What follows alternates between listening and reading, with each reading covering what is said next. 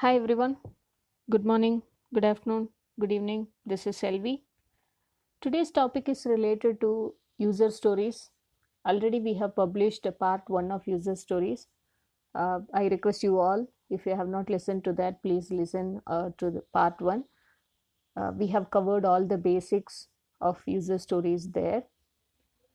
Today's topic we are going to cover who can create the user story, when they can be created, who can update it, till what level we can update the user story, and what are the characteristics of user stories. These are the things we are going to cover in today's topic. So the first thing is, it's a very quick recap of what is a user story, which we already covered. User story is a team level work item which helps to capture the functionality and requirement that we are going to implement. Product owner collects the requirements from business team and customers and use this user stories to capture those required functionalities or requirements, and the same user story will be picked by the team to implement those functionalities and requirement for the product. So this is one work item that is being used from the product level team as well the team which is working on this user stories. Now, who will be creating these user stories? Is that only product owner? Because product owner collects the requirements from the customer and check whether it is aligned to the product vision what we have created, and if it is aligning to the product vision, okay, let's start creating the user stories and put it as part of the product backlog. Is that the only thing to create the user stories? It's not. Of course it is one thing, but it is not the only thing. Now, if other than product owner also some people are going to create user stories, who are they? Okay, let's now try to classify the functionalities and requirements into two sections. One is the requirement that we are going to deliver as part of the product, that an end user can use it. For example, login is a functionality which helps end users to log in into the application or the product. Search is a functionality which allows end users to search the available product or available items within the product. That is search functionality. So these are functionalities which are expected by the business team that should be available as part of the product so that end user can use that functionalities.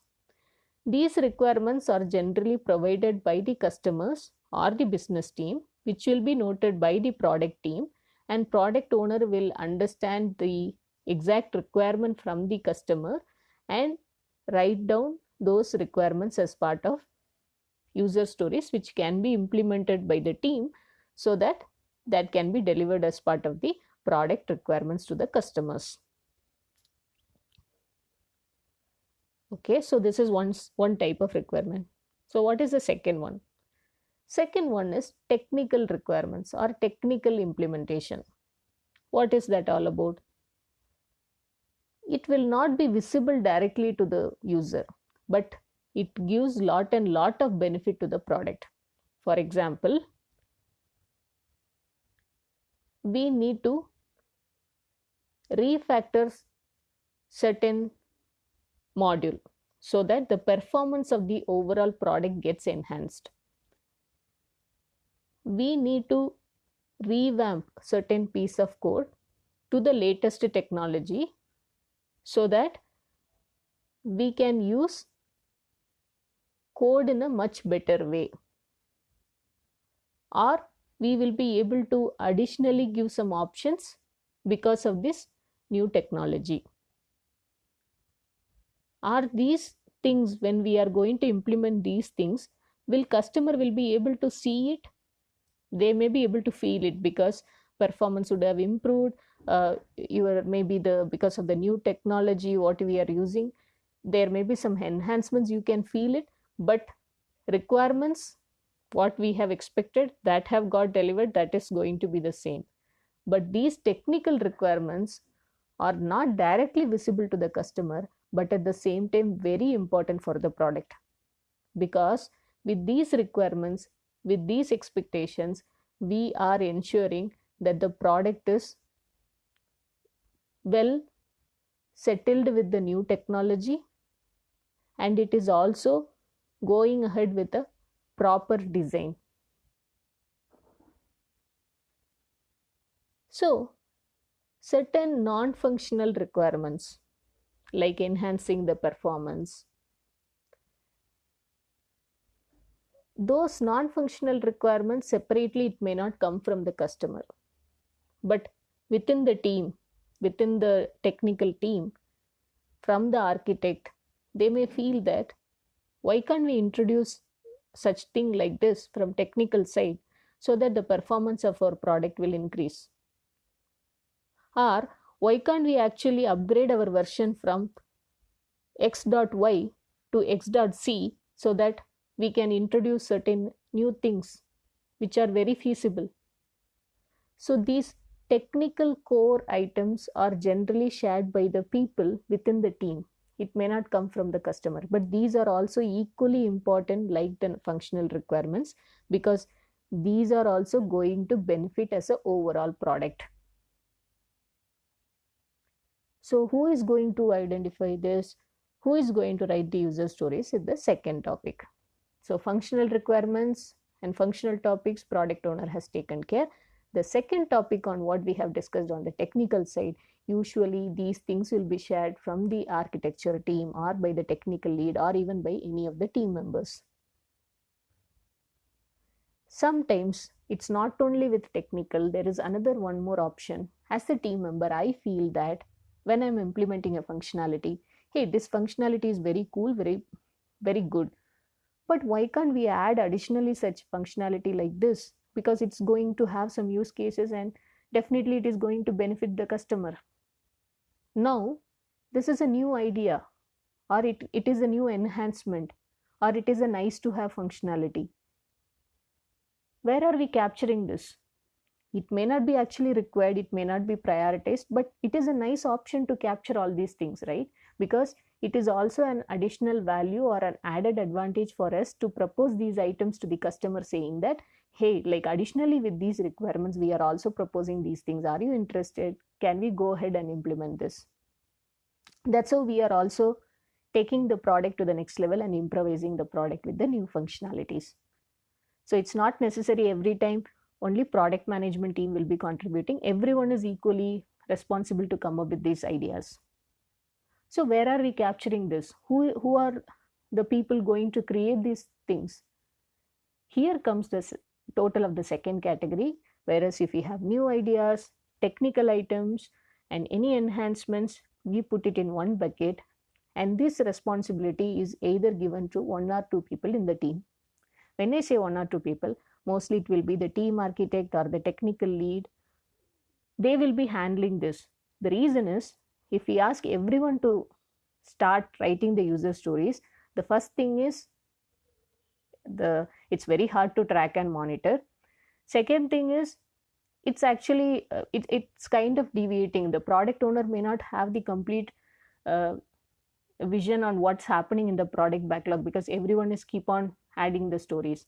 So in general, the best practice is for functional and the requirements that are coming from the product team or from the business team, product owner takes the responsibility and make those things, whatever it is expected from the product, should be written as user stories and taken to the team. And the second thing is, what team is suggesting, what team wants to add it as part of the backlog, they should contact the people who are within the team, like team architect or the technical lead, and create those user stories. One another catch: do we need to follow this is how it should be followed? Not necessarily. There is a very best practice. What I'm going to suggest now is, always give the complete ownership of creating user stories only to product owner. Team can very well participate in giving the points, very well give the things what are required as part of the user story. You people can suggest as a team, but creation of user story, always give the ownership to one person who is the product owner. The reason is, when it comes to product backlog, it is product owner who is actually maintaining it and knowing what is the priority one item, what is priority two item, and what are the items that are actually ready for grooming, which are ready for refinement, which actually I am completely aware of the knowledge. All those things, product owner has the vision.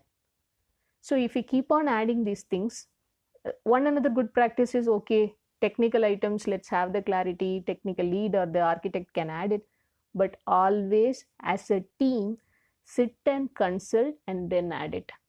When I say as a team, including product owner and scrum master. The reason is, we should have the complete clarity on what are the items that are going to the product backlog. So one option is, during the refinement meeting, team can suggest these are the items I feel which can be added as part of the product backlog, and request your product owner in that meeting itself to add all those items. And then as a team, please review those items what have been created by the product owner. And the second option is, for the technical items, if you feel it is good if the technical lead or architect can add it and product owner is actually updated with the information and all the details, why are we doing that and what are the things we are doing, it is also well and good. So from best practices point of view, I want to say two things. One is, whenever you are creating user stories, whoever creating, either product owner or technical architect or technical lead, always sit as a team, discuss that, and then document those user stories. Second thing is, it is always good not to have more people having the ownership to create the user stories. At the max, two people, one for the technical side and one for the functionality part from the business. It can also be handled by only one person. And the second thing is, always when the user story is getting created by the product owner, it's not only product owner's responsibility. As a team, it is everyone's responsibility, because a product owner alone cannot write every acceptance criteria detail and all the information required. Sometimes that's why we have backlog refinement meeting. But in addition to that, I'm just sharing one more best practice. It's very important as a team that we are contributing for a user story from the beginning. So when the user stories are getting created, it is a very good practice. Team also keeps on checking, okay, what is this, what's going on in this, okay, what are the questions, okay, let me utilize the backlog refinement meeting, no, it may be too late, let me put this question to the product owner immediately. So it is also very important the team is also contributing in the places wherever they can, not necessary with all the functional related requirements, but at least on the technical side, if anything that can be added, please share those information with your product owner, so that as a team we all are on the same page. So now we have created the user story. When can we create the user story? What is the time? User story can be created at any time. We can keep on creating the user stories during the life cycle of the product.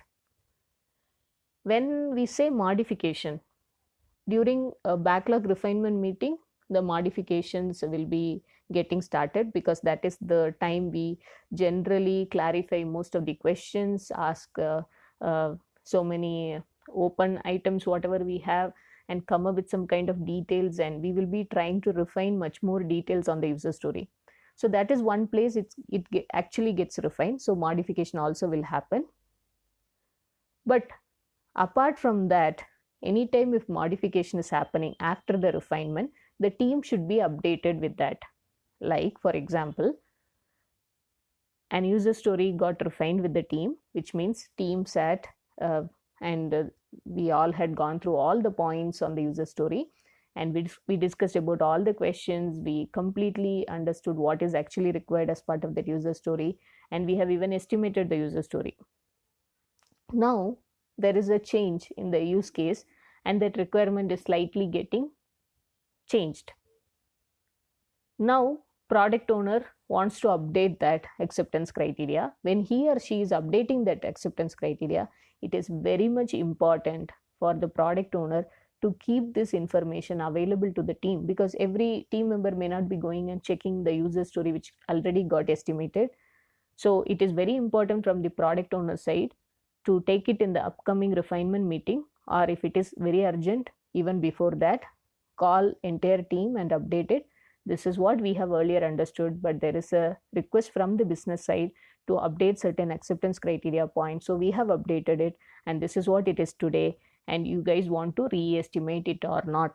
Because the points what have been changed in the acceptance criteria may be a very small change which may not affect the overall estimation, or it may be a big change, we don't know. So after explaining the changes that have been updated recently, it's very important team should look for re-estimation if it is required.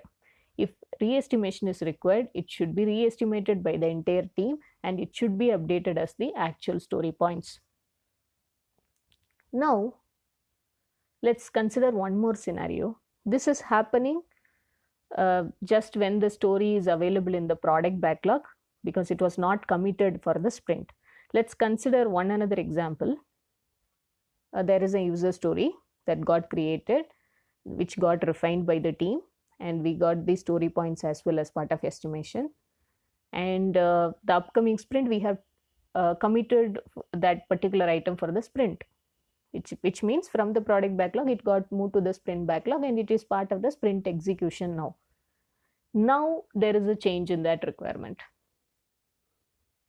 Is it allowed?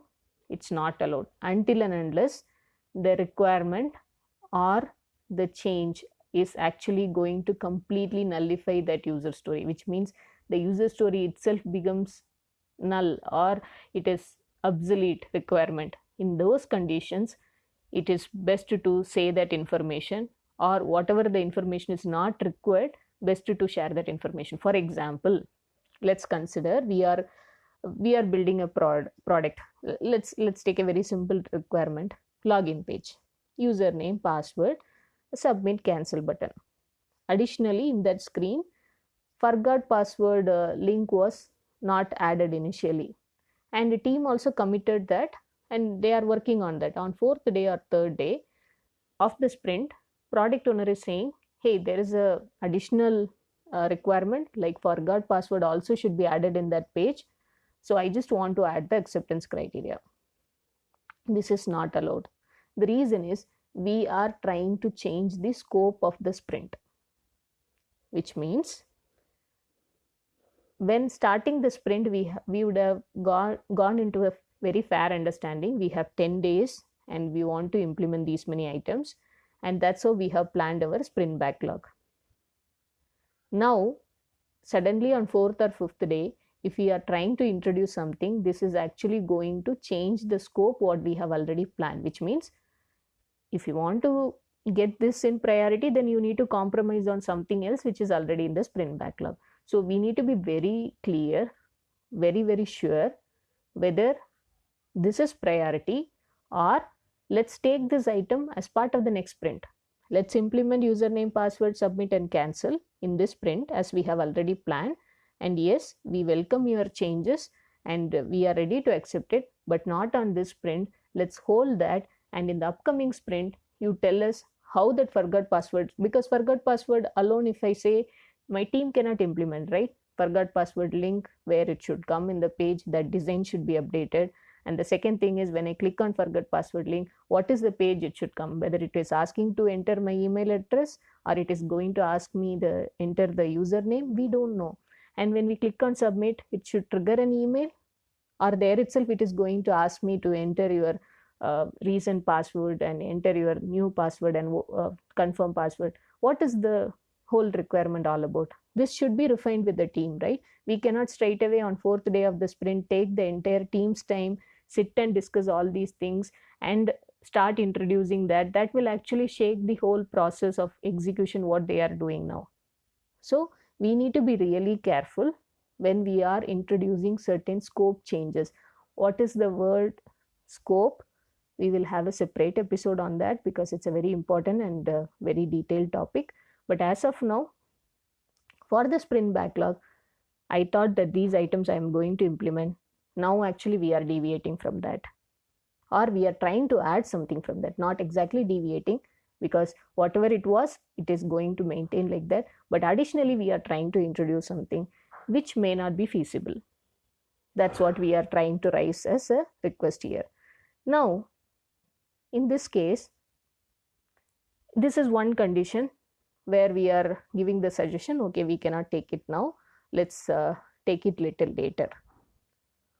What will happen, uh, instead of username and password, uh, all that entire requirement what we have refined and started working is completely getting changed. Like, enter mobile number, you will get a OTP, and enter the OTP, you will click on submit, it should go to the login dashboard, first home page. Now the requirement itself is getting changed, right?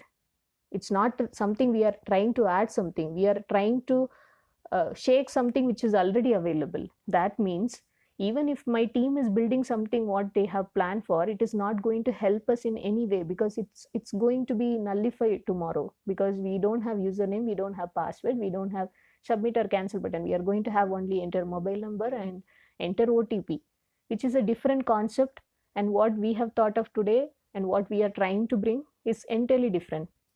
Now this scope needs to be changed, because if we are trying to build whatever we have planned for, it is not going to benefit us, because that requirement became obsolete. So in this condition, you should ask the product owner to remove that user story.